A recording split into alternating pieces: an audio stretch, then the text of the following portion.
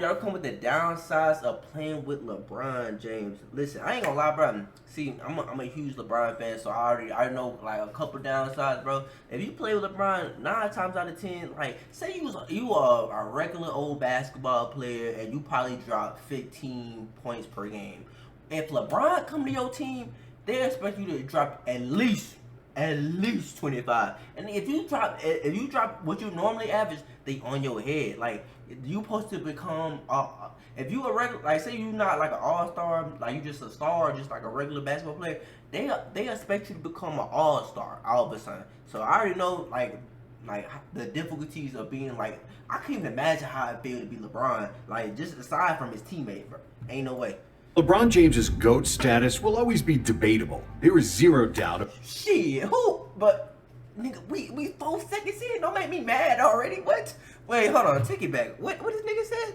While LeBron James's GOAT status will always be debatable, there is zero doubt about one thing. He's the most scrutinized NBA player ever. From the time LeBron was 16 years old, he was dealing with enormous expectations. LeBron James has captured the attention of fans, scouts, and opponents. Nobody endured more media pressure, and nobody had so many of their jerseys set on fire. And unfortunately, that scrutiny spills over to everyone around him. Having LeBron on your team is great, but it comes with tons of pressure because you are immediately expected to win. And if you don't, you're torn to pieces. Honestly, it's a gift and a curse with playing with Bron. Like, I love Bron to death. I love playing on this team because for me, I feel like I thrive more under the pressure. But a lot of guys don't like it because, so it's always going to be that supporting cast of who's not doing what or who, you know, and if you're not built for that, you're not made for that, it's going to eat you alive. And while a lot of difficulties of having LeBron on your team comes from the fans and the media, some of it comes from LeBron himself. Coaches getting fired, cryptic tweets aimed at management.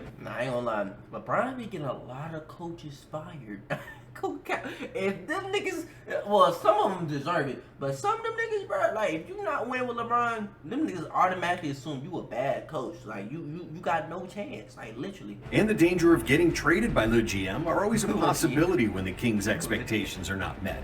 But are the downsides of playing with LeBron greater than other superstars? Is James really a bad teammate? Or does this just come with the territory of playing with an all-time great? Well, it depends on who you ask and who you compare him to. Michael Jordan once punched Steve Kerr in the face during practice. Kobe was constantly berating his teammates if they didn't perform and refused to pass them the ball. Shaq wasn't really a sweetheart either. These guys were not saints. Yet people rarely questioned their teammates' skills because people from that era didn't care about teammates being nice to each other. And those anecdotes of heated practices only fueled the legend of Kobe. Did that nigga just flinch from Michael Jordan? Wait, whoa. What was that? The nigga Jordan said, and he flinched. Bruh, that's how I know Michael was a actual villain. Like, did y'all see how that nigga just moved? These guys were not saints. Watch this nigga. People really questioned their teammates' skills because people from that era didn't care about teammates being nice to each other. And those anecdotes of heated practices only fueled the legend of Kobe and MJ as perfectionists and basketball killers. But when it comes to LeBron, everything is under a magnifying glass, especially after the decision. During his first stint in Cleveland, LeBron was universally loved by everyone. Gets it to LeBron for free. Tell me, LeBron James at the buzzer. And he was viewed as a savior for the city that hadn't won anything in over 40 years. I always let LeBron know they love you right now. They love you right now. But please believe me, the first incident, the first time something happened, they are waiting, man. They're waiting, man. They're waiting.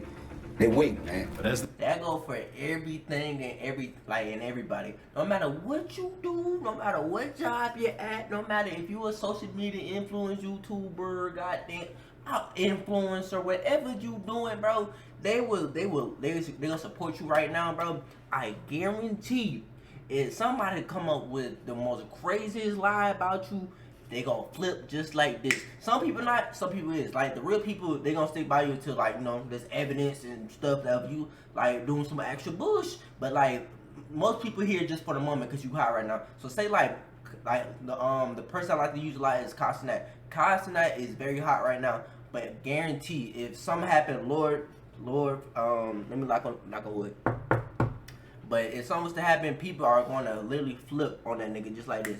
That's literally just the game, how it go, bro. As the seasons went on and a championship wasn't won, the first haters started to appear. He's the fake MJ. He can't stand up to the pressure. The higher the expectations, the worse he performs. And then, when the King decided to take his talents to South Beach... In this fall, man, it's very tough. In this fall, I'm going to take my talents to South Beach and join the Miami Heat. It was like he opened the gates of hell. Within seconds, he went from one of the most loved to one of the most hated athletes on the planet. Damn! That's crazy. And it all coincided with the invention of the smartphone, the rise of social media, and the popularity of the debate shows. The NBA news cycle was running 24/7, and the main target was LeBron. The 2010-2011 Miami Heat were arguably the most hated team of all time.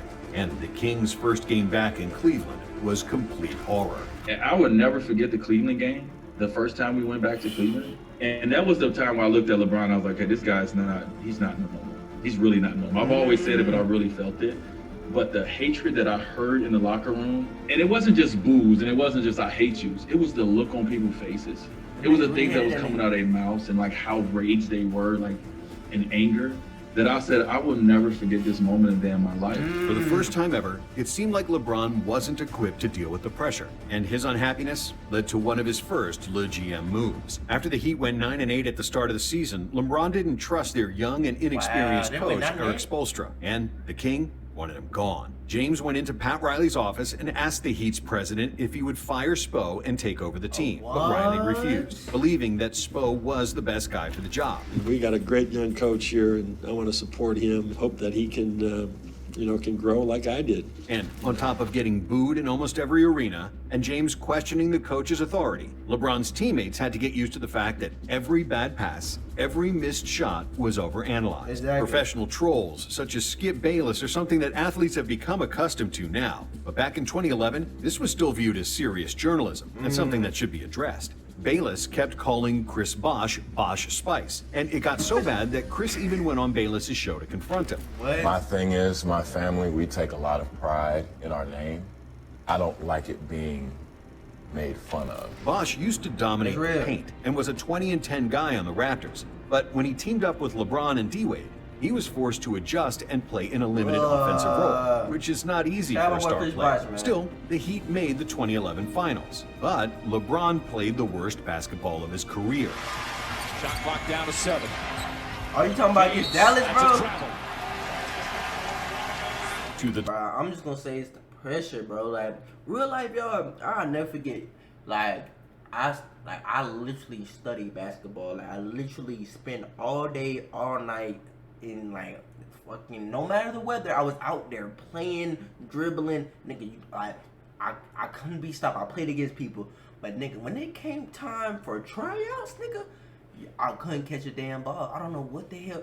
I don't know what happened. I don't know if that's anxiety. I don't know what the hell to call that. But nigga, it's like all my skill. Like, and it still happens sometimes. Like sometimes I just pull up to the court and like my mind just be somewhere else. And I can't play like how I normally play. Like, I can't shoot. I don't know what it is. Like, but if I go, say I play against somebody that I always play against, nigga, it's like I'm like Steph fucking Curry, my nigga. I can't be stopped, nigga. I'm fucking Wilt Chamberlain. I'm throwing up fucking sky hooks, like switch from the 3. I swear to God. But like, I don't know what it is when I go against like random ass people. Sometimes, like it's not all the time, but sometimes most of the time, it's like I'm trash. I don't know what the hell it is, and it really like sometimes I shine in 3v3s, 4v4s, but for some reason 5v5s, nigga, I'm cooked every time. But I'm gonna work on that. I don't know what it is. Maybe it's anxiety, maybe I'm just nervous, but I gotta put myself in more of those situations so like I can be used to it. But delight of Skip Bayless and all the online haters. And as the pressure mounted, some of his teammates started to feel the wrath of LeBron. I wish I got to watch and this, nobody bro. had it like Mario Chalmers. Like, I wish I took Rio it more was a serious. constant target of LeBron's yelling.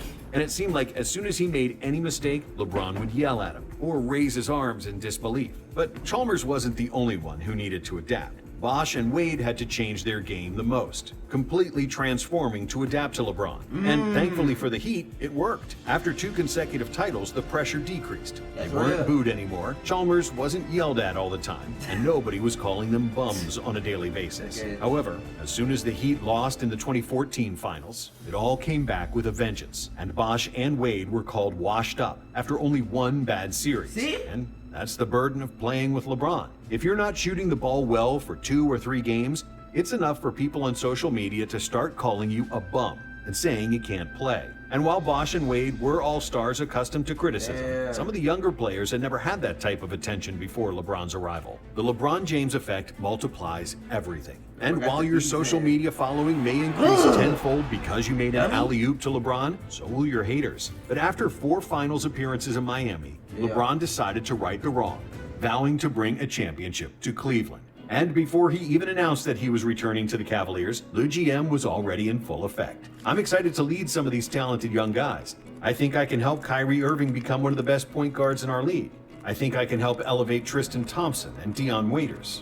You'll notice that LeBron never mentioned Andrew Wiggins or Anthony Bennett in that PR statement, and that's because he already knew they would be traded for Kevin Love, a move orchestrated with his blessing. However, when the 2015 season started, the Cavs struggled the same way the Heat did when LeBron arrived. The new pieces had to get accustomed to playing together, especially Dion Waiters and Kevin Love. Waiters never figured out how to be effective without the ball. Oh my God. He got traded very early in the season. Love wasn't in tune with LeBron both on and off the court, and that's when James posted one of the most infamous cryptic tweets of his Stop trying to find a way to fit out and just fit in. Be a part of something special. His career aimed at K-Love. But other than the misfit with Love, LeBron also never got on the same page with head coach David Blatt. Throughout the season, James was the one who called timeouts and made substitutions. He openly barked at Blatt after decisions he didn't like. He huddled frequently with assistant coach Ty Lue, often looking at anyone other than Blatt. Still, despite all the turmoil and the injuries to Kyrie and Kevin Love, LeBron was by far the best player in the league. And other than Durant, nobody was even near his level. The Cavs made the finals and surprised. Bro, listen, Kevin Durant is an amazing talent. Don't get me wrong. I forgot, like, he's 7 foot something, or maybe like late 6 feet. But like, yo, nobody can shoot the ball like Kevin Durant back then. And Kevin was in a different mode. But this nigga's not LeBron, bro. He had to join the Warriors, bro. I'm not trying to hear, oh, Kevin Durant the best nigga in the world. No, bro, I'm not trying to hear that. He was good in OKC. But he had to join the Warriors because he knew he couldn't get shit done. Like, look, listen, even though he shined in the finals, bro, I'm not trying to hear that. Nigga, it's easy to shine when you got fucking Steph Curry and fucking Klay Thompson right next to you. My nigga, it's easy. It's easy. The fuck, man. Bro, don't get me mad, bro. Don't get me mad, bro. Surprisingly, they even won 2 games with Timofey Mozgov and Matthew Dellavedova as some of their key contributors. But even with 36, 13, and 9 from LeBron, the Warriors had too many weapons, and they finally overcame the shorthanded Cavs in 6 games. After that loss, both LeBron and the Cavs knew they needed to make some moves. First, they fired head coach David Blatt mid-season, despite Cleveland having the second best record in the East. But Blatt had no authority over LeBron, who openly disrespected and disobeyed him, while Blatt kept silent.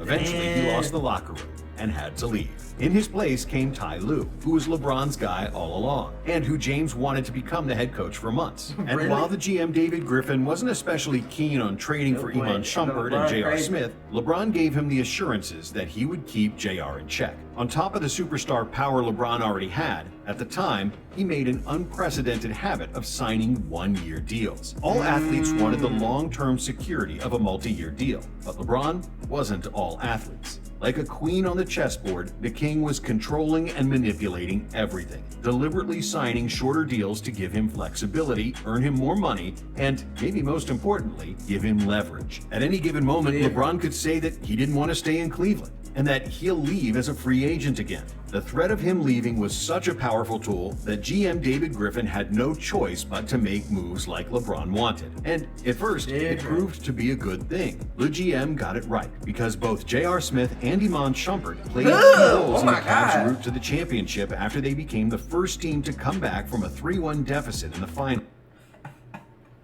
Ain't gonna lie, I was part of this. I was watching basketball around here, but ain't gonna lie. I remember this day. I remember all the talk. I remember I was there. I was sitting there, and I ain't gonna lie. I was a little shook. We was down 3-1. I was like, damn. Look, Klay Thompson was talking crazy back then. I remember the interview with LeBron. He just chuckled. That's when I knew we good. Nigga chuckled. Nigga took that nigga as a joke. And went out there and spanked them niggas like that nigga, they dad. Nigga, what? Man, stop playing with me, boy. Come on now.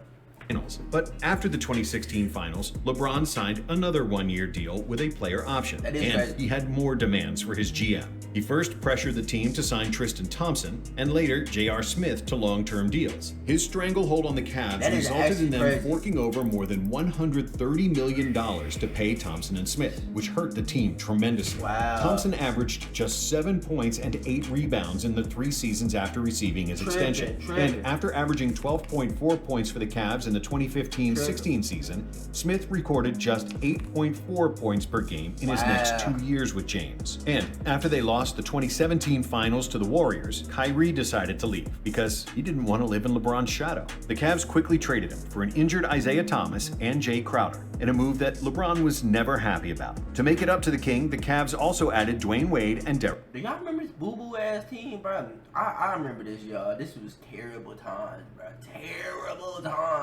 Terrible. Nigga, the worst 2K ever dropped. 2K18. I had to watch this shit. And nigga, it was just terrible. Oh my god. Oh my god. Like, it's so bad. I'm not even finna sit here and talk about this too much longer. Nigga, this was the worst basketball I had to experience, bro. I was so pissed watching these niggas, man. Oh my god. Derrick Rose. Terrible. Neither of those moves really worked. Terrible. So, at the 2018 trade deadline, trying desperately to improve the team and please their superstar, the Cavs spent several draft picks and mortgaged their future, as nearly half the roster got traded. And even though LeBron did his part on the court, playing maybe the best basketball of his entire career during the playoffs, Facts. He was crazy. I ain't gonna lie. LeBron, 2018? they couldn't get past the Warriors in the finals. JR forgot the score in Game 1. Hill misses. Rebound goes to the Cavs. J.R. Smith brings it back out. Throws it to Hill. Hill shot blocked.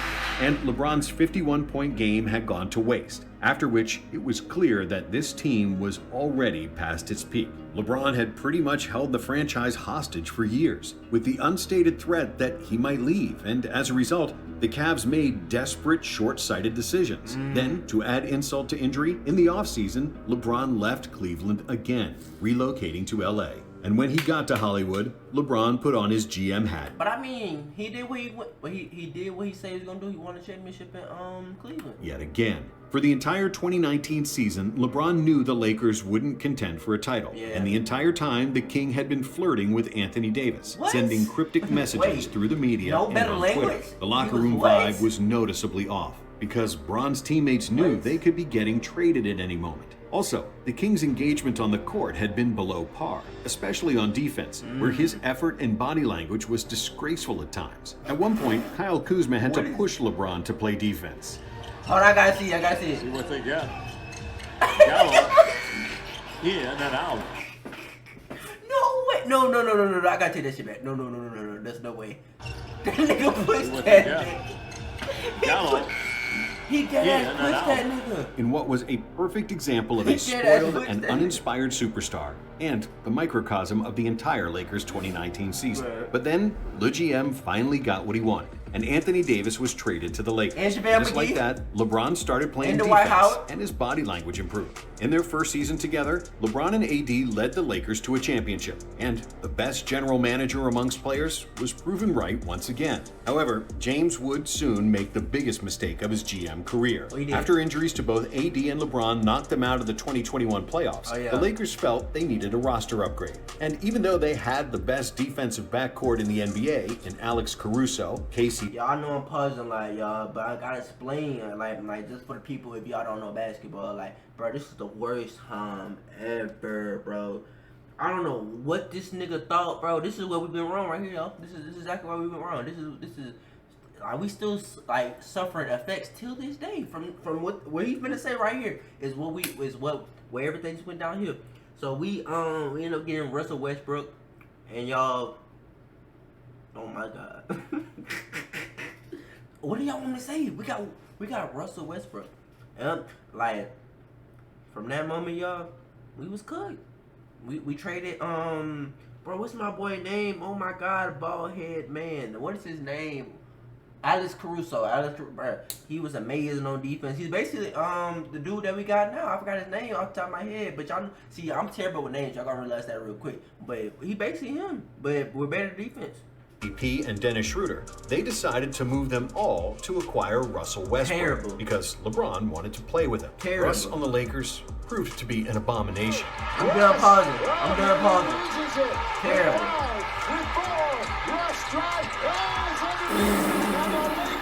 He smacked this.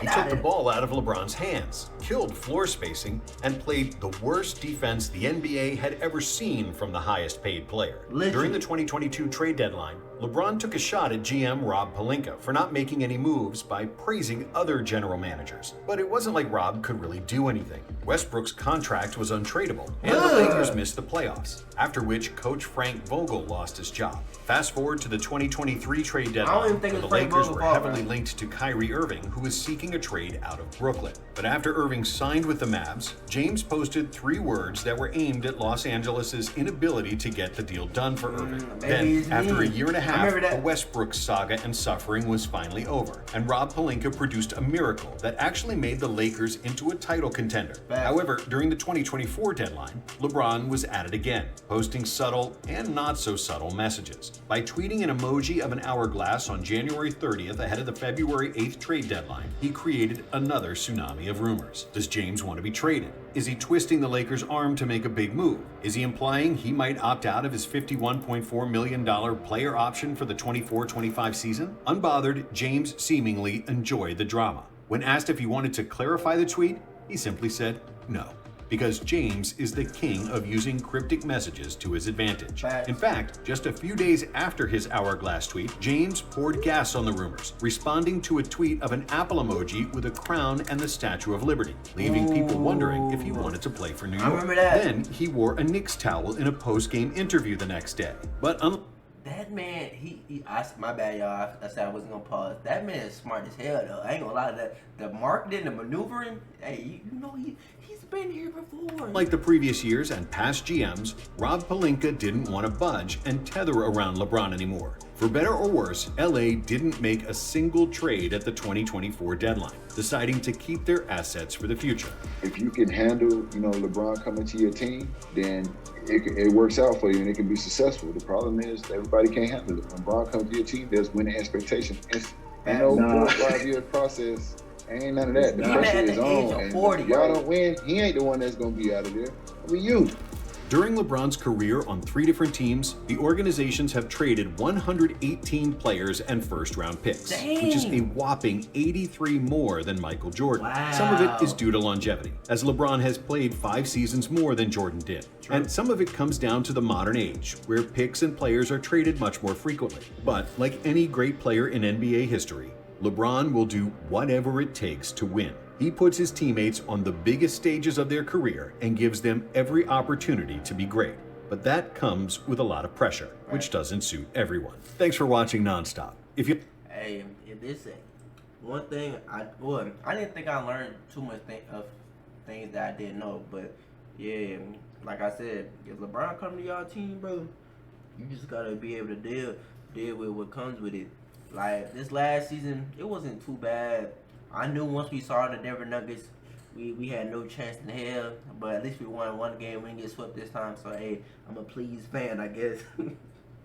But hey, if y'all enjoyed the video, make sure you like, comment, subscribe. I love y'all. Stay safe, and I'll see y'all next video. We out.